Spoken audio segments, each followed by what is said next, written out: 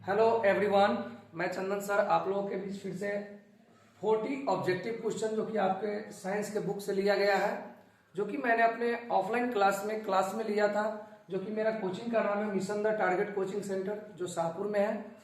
चलिए मैं आप लोगों के बीच आज 40 क्वेश्चन कराने जा रहा हूं, जो मैं क्लास के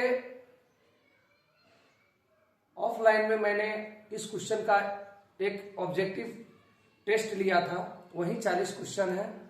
और आप लोग जितने भी मेरे स्टूडेंट जो ऑफलाइन क्लास में इस टेस्ट को दिए थे, वे भी अपने जो सेट है उससे मैचिंग कर ले कि आपका स्कोर कितना हुआ है।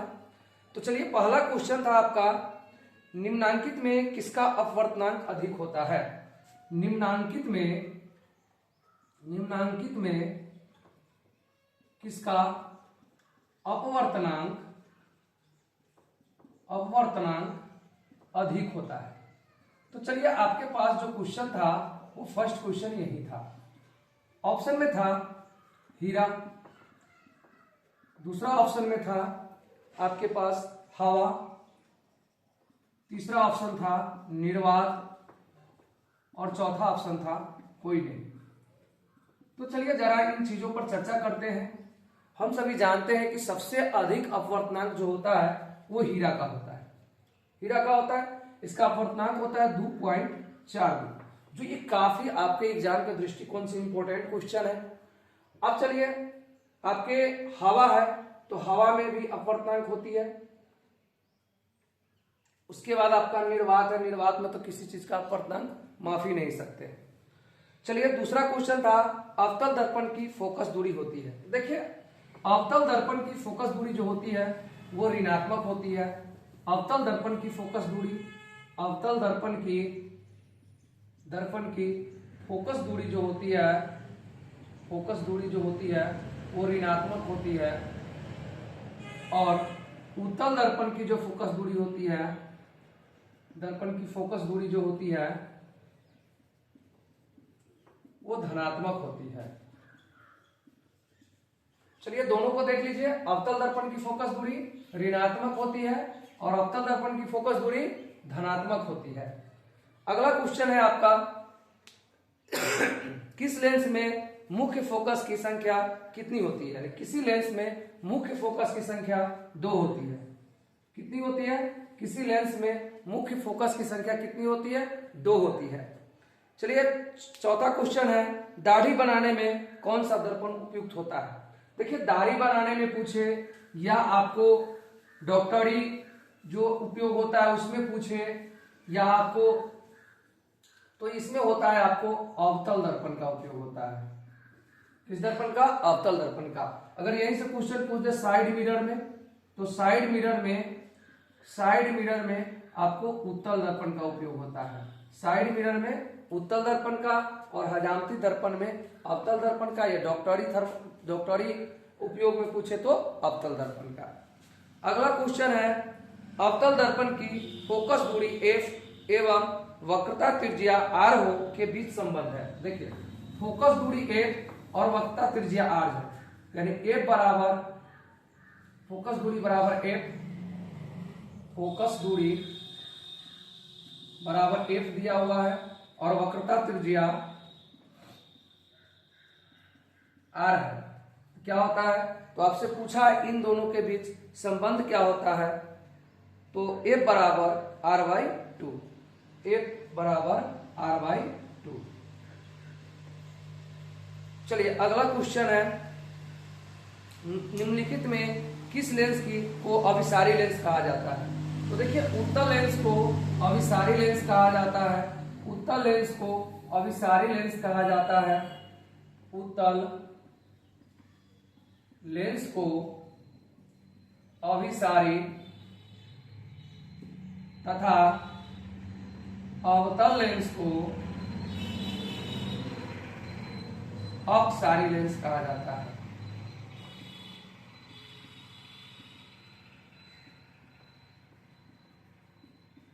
उत्तल लेंस को अभिसारी, उत्तल लेंस को अभिसारी, अवतल लेंस को अपसारी लेंस कहा जाता है। चलिए अगला क्वेश्चन, एक सेकेंड,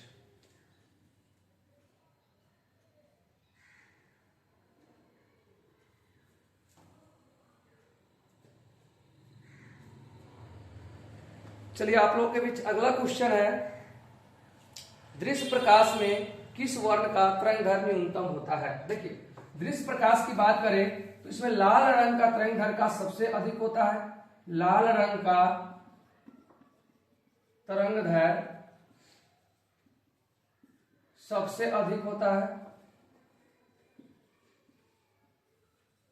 और आपको क्वेश्चन क्या पूछा था, दृश्य प्रकाश में किस वर्ण का तरंगदैर्घ्य न्यूनतम होता है, कम होता है, तो कम बैगनी रंग का होता है। बैगनी रंग का तरंगदैर्घ्य सबसे कम होता है, सबसे कम होता है। यानी लाल रंग का तरंगदैर्घ्य सबसे अधिक होता है और बैगनी रंग का तरंगदैर्घ्य सबसे कम होता है। चलिए अगले क्वेश्चन की तरफ चलते हैं। अगला क्वेश्चन है आपका, तारों का टिमटिमाना प्रकाश के किस घटना को दर्शाता है। तो तारों का टिमटिमाना प्रकाश के किस घटना को दर्शाता है, तो प्रकाश के अपवर्तन को दर्शाता है, प्रकाश के अपवर्तन को दर्शाता है, प्रकाश के अपवर्तन को दर्शाता है। यानी तारों का टिमटिमाना प्रकाश के अपवर्तन के कारण होता है। अगला क्वेश्चन है, निम्नलिखित में किसमें प्रकाश की चाल सबसे अधिक होती है। तो याद रखिए प्रकाश की चाल सबसे अधिक, प्रकाश की चाल सबसे अधिक निर्वात में होती है, निर्वात में होती है। प्रकाश की चाल सबसे अधिक निर्वात में होती है। अगला क्वेश्चन है आपके पास, प्रकाश के अपवर्तन के कितने नियम है। तो प्रकाश के अपवर्तन के 2 नियम है और दोनों नियम काफी इंपॉर्टेंट होता है। ये आप सब्जेक्टिव क्लास में जरूर हम आपको बताएंगे प्रकाश के 2 नियम कौन कौन है। अगला क्वेश्चन देखिए, जल विद्युत संयंत्र किस ऊर्जा को विद्युत ऊर्जा में रूपांतरित करती है। तो देखिए जल विद्युत संयंत्र जो होता है वो स्थितिज ऊर्जा को विद्युत ऊर्जा में रूपांतरित करती है। जल विद्युत संयंत्र स्थितिज ऊर्जा को, स्थितिज ऊर्जा को विद्युत ऊर्जा में रूपांतरित करती है, स्थितिज ऊर्जा को विद्युत ऊर्जा में रूपांतरित करती है। अगला क्वेश्चन है, जलता हुआ मोमबत्ती बदलता है। देखिए जब मोमबत्ती जलती है तो वह रासायनिक ऊर्जा को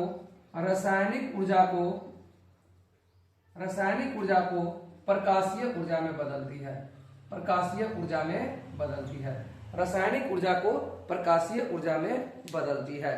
अगला है, एक विद्युत सेल से धारा प्राप्त करने पर इसके सिरों के बीच विभवांतर का मान विद्युत वाहक बल की तुलना में हो जाता है। तो देखिए विद्युत वाहक बल की तुलना में कम होता है। क्या होता है? कम होता है। अगला है, प्रतिरोध का मान बढ़ाने के लिए प्रतिरोधकों को जोड़ा जाना चाहिए। तो देखिए प्रतिरोध का मान बढ़ाने के लिए प्रतिरोधकों को किस क्रम में जोड़ा जाना चाहिए, श्रेणी क्रम में या समांतर क्रम में। तो याद रखिए श्रेणी क्रम में जोड़ा जाना चाहिए। यानी प्रतिरोध बढ़ाना है तो इसको श्रेणी क्रम में जोड़ दीजिए, प्रतिरोध बढ़ जाएगा। अगला क्वेश्चन है, विद्युत चुंबक बनाने के लिए प्रायः जिस क्षण का उपयोग होता है वह होता है। तो देखिए विद्युत चुंबक बनाने के लिए हम लोग नरम लोहे का उपयोग करते हैं।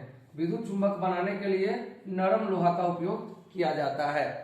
चलिए अगला क्वेश्चन है, उच्चतर ताप पर कौन सी प्रक्रिया पूरी की जाती है। तो देखिए नाभिकीय संलयन, उच्चतम ताप पर नाभिकीय संलयन की प्रक्रिया शुरू होती है। नेक्स्ट, सौर ऊर्जा को सीधे विद्युत में बदलने वाली युक्ति है। देखिए सौर ऊर्जा को डायरेक्ट विद्युत में कौन बदलता है, सौर सेल। सौर सेल की बात करें, सौर सेल की बात करें तो ये सौर ऊर्जा को विद्युत ऊर्जा में बदलती है। सौर सेल जो होती है ये सौर ऊर्जा को विद्युत ऊर्जा में बदलती है। अगला क्वेश्चन है, पवन विद्युत जनरेटर में पवन की चाल कम से कम कितनी होनी चाहिए। तो 15 किलोमीटर प्रति घंटा। कम से कम कितनी होनी चाहिए, 15 किलोमीटर प्रति घंटा। अगला क्वेश्चन है, सेल का विद्युत वाहक बल है सेल द्वारा इकाई समय पर किया गया कार्य। नेक्स्ट है, घरेलू परिपथ में मुख्य रूप से किसका आपूर्ति होती है। तो देखिए घरेलू परिपथ में एसी करंट का उपयोग होता है, जिसे हम लोग कहते हैं प्रत्यावर्ती धारा, जिसे हम लोग कहते हैं प्रत्यावर्ती धारा, प्रत्यावर्ती धारा, प्रत्यावर्ती धारा का घरेलू में उपयोग किया जाता है। अगला क्वेश्चन है आपका, वर्ण विक्षेपण संभव है। देखिए वर्ण विक्षेपण की बात करें तो वर्ण विक्षेपण निर्वात में संभव होता है। वर्ण विक्षेपण निर्वात में संभव होता है। वर्ण विक्षेपण निर्वात में संभव होता है। वायु में रखा एक कांच प्रिज्म आपतित किरण को मोड़ देता है। तो देखिए अगर एक कांच में देखा जाए तो एक प्रिज्म पर आधारित है जिसमें आपतित किरण को मोड़ दिया जाता है। तो चलिए आप लोगों के पास ऑप्शन है, मैं इसका ऑप्शन दे देता हूं। एक ऑप्शन है आपको ऊपर, पहला में ऊपर, दूसरा में नीचे, और तीसरा ऑप्शन है आपके पास आधार से दूर, और चौथा ऑप्शन है आधार की ओर। चलिए इसका जवाब आप लोग कमेंट बॉक्स में दीजिए। चलिए अगला क्वेश्चन है आपके पास, बहुत ही इंपॉर्टेंट क्वेश्चन है। चलिए जरा ध्यान से देखिएगा। क्वेश्चन है 2Zn प्लस O2 2ZnO किस प्रकार की अभिक्रिया है। देखिए अपचयन अभिक्रिया। अपचयन का मतलब है कि एक ऑक्सीजन क्या होती है इसमें विघटित हो जाती है। देख लीजिए यहाँ पे क्या है, एक ऑक्सीजन विघटित हो जाती है, इसे क्या कहते हैं, अपचयन अभिक्रिया कहते हैं। जिसमें अपचयन अभिक्रिया का मतलब होता है जिसमें उपचयन और अपचयन दोनों की अभिक्रिया साथ साथ होती है, जिसे रेडॉक्स अभिक्रिया भी कहते हैं। चलिए अगला क्वेश्चन है आपके पास, खाने वाला सोडा का रासायनिक सूत्र क्या है। देखिए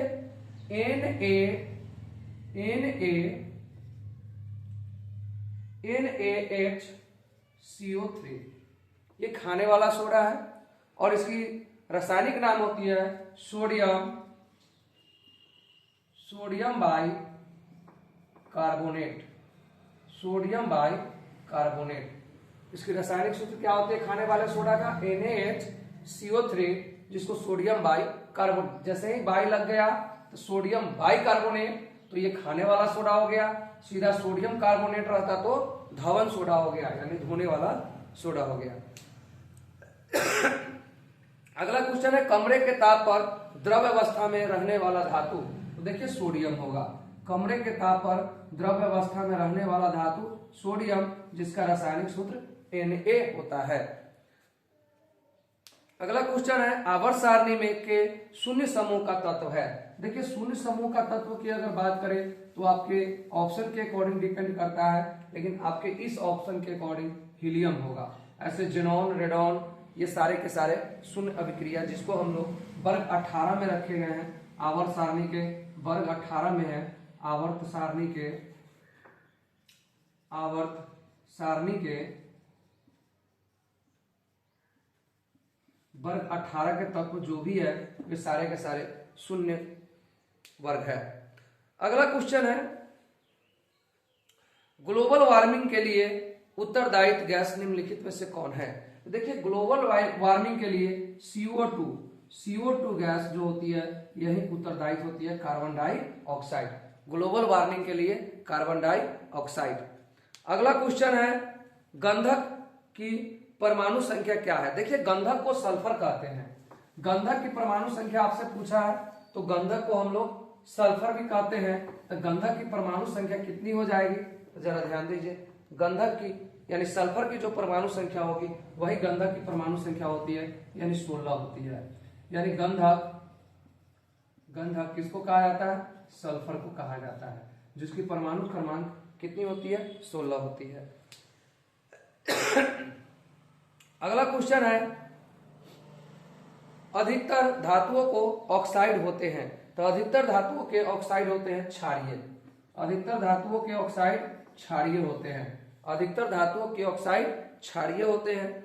अगला क्वेश्चन है, सोने में निम्नलिखित में से कौन सी धातु मिलाकर मिश्र धातु तैयार किया जाता है। तो सोने में जो है कॉपर धातु मिलाया जाता है। सोने में कॉपर धातु को मिलाया जाता है। सोने में कॉपर धातु को मिला करके इसको मिश्र धातु बनाया जाता है। शुद्ध सोना 24 कैरेट का होता है, शुद्ध सोना 24 कैरेट का होता है, जो कि आपको इस सोने का आभूषण नहीं बनाया जा सकता है, आभूषण नहीं बनाया जा सकता है। इसलिए सोने में क्या मिलाया जाता है, 2 कैरेट यानी 2% आपको इसमें कॉपर मिलाया जाता है। कॉपर का रासायनिक सूत्र Cu होता है। अगला क्वेश्चन है NS, अगला क्वेश्चन सिलिकॉन है। तो देखिए सिलिकॉन एक उप धातु है, सिलिकॉन एक उप धातु है, सिलिकॉन सिलिकॉन सिलिकॉन एक उप धातु है। सिलिकॉन है तो सिलिकॉन क्या है, एक उप धातु है। अब आप देखिए सिलिकॉन एक उप धातु है। अगला वे तत्व जिनके बाहरी सेल पूर्ण भरे होते हैं कहलाते हैं उत्कृष्ट गैस। उत्कृष्ट गैस का जो होता है, उत्कृष्ट गैस का आपको पूर्ण रूप से भरा होता है। उत्कृष्ट गैस, उत्कृष्ट गैस पूर्ण रूप से भरा होता है। ब्रायटन कोश इसका, उत्कृष्ट गैस का ब्रायटन कोश पूर्ण रूप से भरा होता है। जैसे हीलियम हो गया, मार्केप्टन हो गया, जेनॉन हो गया, रेडॉन हो गया, ये सभी उत्कृष्ट गैस है जिनकी ब्रायटन कक्ष में पूर्ण रूप से 8 इलेक्ट्रॉन भरे होते हैं। कितने इलेक्ट्रॉन, 8 इलेक्ट्रॉन भरे होते हैं। इस कोश को आप लोग ब्रायटन कोश कहिए या अंतिम कक्षा भी कह सकते हैं। अगला क्वेश्चन है आपका खरिया का रासायनिक सूत्र है। खरिया का रासायनिक सूत्र कैल्शियम कार्बोनेट होता है, CaCO3। खरिया का रासायनिक सूत्र कैल्शियम कार्बोनेट होता है, जिसका रासायनिक सूत्र CaCO3 होता है। CaCO3 कैल्शियम कार्बोनेट, ये आपको खरिया का रासायनिक सूत्र होता है। निम्नलिखित में से कौन सबसे अधिक अम्लीय ऑक्साइड है? तो देखिए सबसे अधिक अम्लीय ऑक्साइड की बात करें तो सल्फर डाइऑक्साइड है, SO2। सल्फर डाइऑक्साइड अम्लीय ऑक्साइड है, सल्फर डाइऑक्साइड अम्लीय ऑक्साइड है, सल्फर डाइऑक्साइड अम्लीय ऑक्साइड है। अगला क्वेश्चन है आपका निम्नलिखित में कौन एल्काइन है? तो देखिए एल्काइन का सूत्र होता है C2H2, C2H2 एल्काइन का सूत्र होता है C2H2। अगला क्वेश्चन है निम्नलिखित में कौन यौगिक ईंधन के रूप में इस्तेमाल किया जाता है? तो एथेनॉल। एथेनॉल जो होते हैं ये आपको ईंधन के रूप में इस्तेमाल किया जाता है। एथेनॉल, एथेनॉल जो होता है ये ईंधन के रूप में आपको इस्तेमाल किया जाता है। चलिए आप लोगों के बीच मैंने साइंस का 40 ऑब्जेक्टिव क्वेश्चन कराया है। इस क्वेश्चन को आप अच्छे तरीका से देख लीजिएगा। और जो मेरे ऑफलाइन स्टूडेंट है, जो ऑफलाइन स्टूडेंट है, जो क्लास में जिसको सेट मिला था बनाने के लिए, वे लोग अपना आंसर शीट मिला लीजिएगा और अपना स्कोर देख लीजिएगा कि आपने कितना स्कोर किया है। चलिए थैंक यू, धन्यवाद।